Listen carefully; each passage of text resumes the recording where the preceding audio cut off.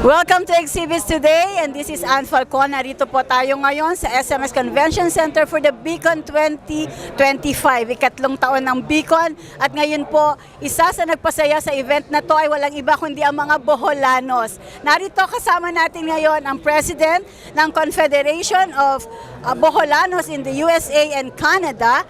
At narito po ngayon sa tabi ko, Dr. Ryan Pamaong. Palakpakan nga natin. Ayan. Dr. Ryan Pamaong. Doc, good afternoon sa iyo. Good afternoon. Ayan, ang daming pumapalakpak para sa iyo, mga fans mo from Bohol. Mga taga Bohol, yeah.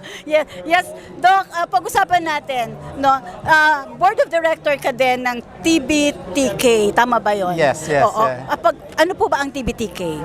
TBTK stands for Tigom Bolanon sa Tibuok Kalibutan, and it is actually an organization of Boholanos all over the world with the project of raising funds to provide for the less fortunate Boholanos back home. So it's basically a social civic organization.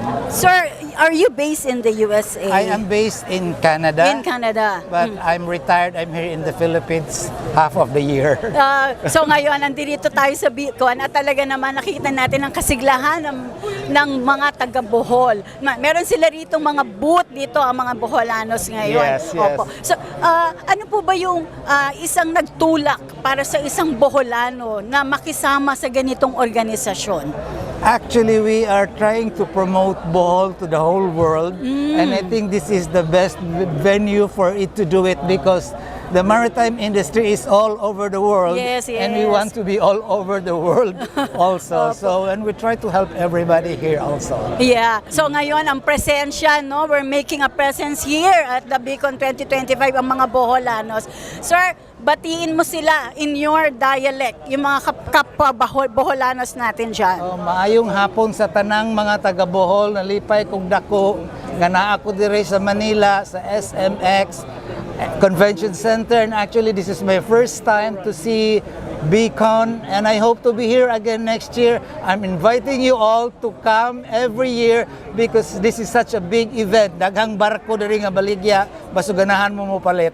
Yan. So, syempre, congratulations din sa mga organizers ng Beacon 2025. Yes.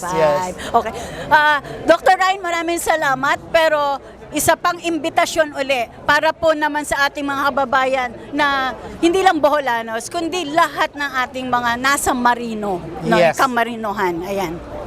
I know the Philippines is a provider for all the seafarers, so magpasalamat kog dako sa usa ka bulanon nga naghimo aning nagparkadako aning butanga si Admiral Sanchez, who is also a friend of my family. Daghang salamat, Admiral, and I hope we will have a very, very successful event tonight, tomorrow, and the days to come. Yes. Thank you.